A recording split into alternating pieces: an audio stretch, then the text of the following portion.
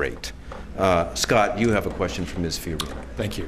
Ms. Fiorina, you supported Proposition 8 and say that marriage should be only between one man and one woman.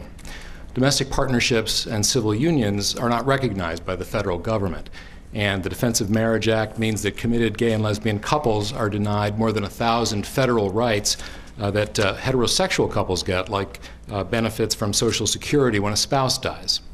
So my question is this: should federal law be changed to allow for equal legal status for same-sex couples, and if not, why not?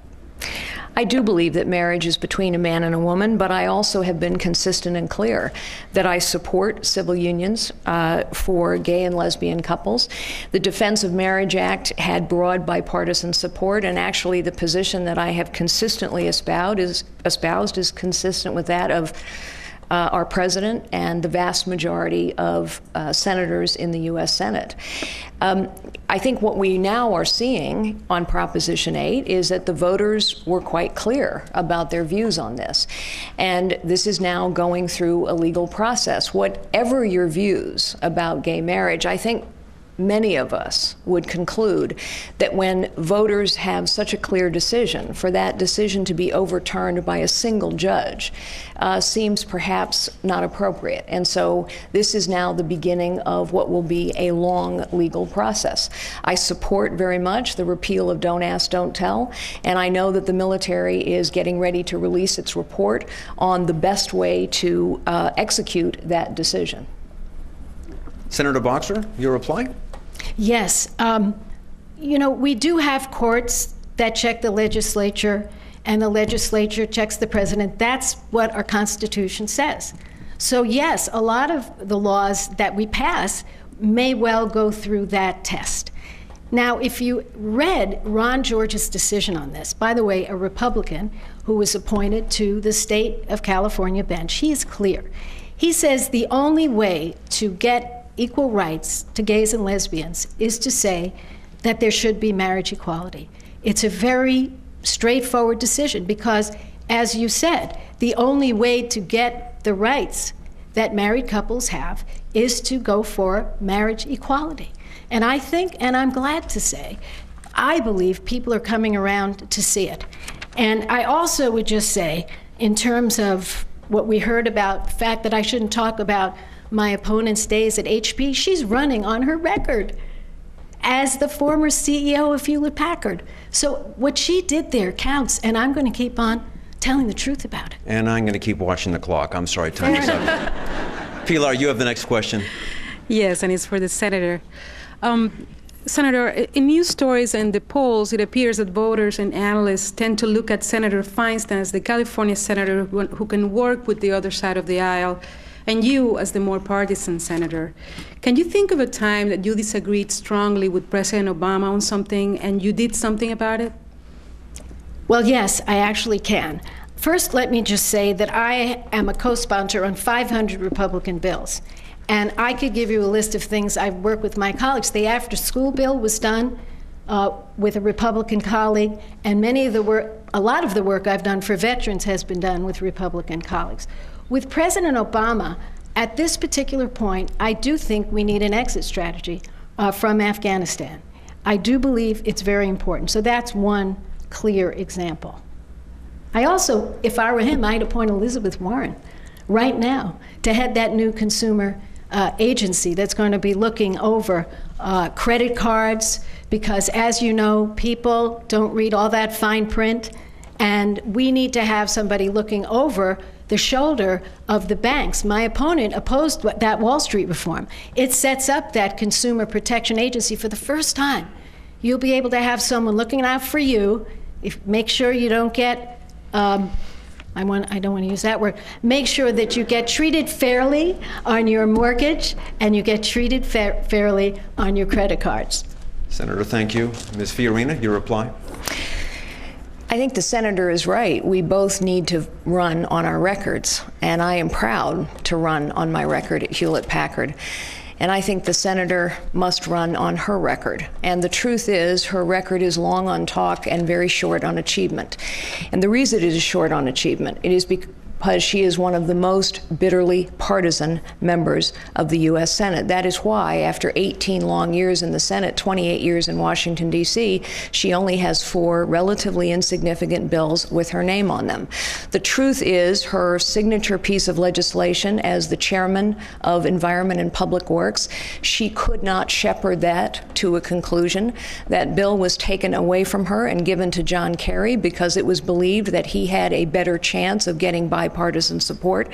I don't happen to support her cap and trade bill. It has been called the most expensive piece of regulation and legislation in U.S. history, but nevertheless, I think it's telling that her bitter partisanship prevented her from getting her top priority accomplished in the U.S. Senate. Thank you. Carla, you have the next question. Ms. Fiorina, you're pro-life, and you have said you would vote to overturn Roe v. Wade if given the opportunity, and you believe that life begins at conception. Does that mean you would also seek to deny funding to institutions which are engaged in embryonic stem cell research?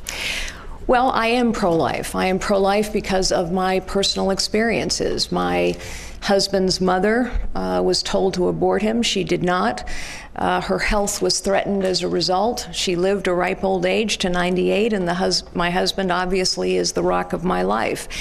I recognize that not everyone agrees with me on this, and I recognize as well that the most important issue right now in this election is the creation of jobs and getting our government under control. But with regard to your very specific question, I am comfortable with federal funding for adult stem cell research, which shows more promise according to many scientists. And I've also been very clear in saying that if embryos were going to be destroyed in any event, that I have no trouble with research. It is when embryos are produced for the purposes of destruction, for the purposes of stem cell research, that I have a great deal of difficulty. And I think the judge's ruling that recently came out basically suggested that we don't have clear enough guidelines about whether embryos are being produced for destruction. Senator BOXER voted against a ban on human cloning, so we know where she stands on this issue.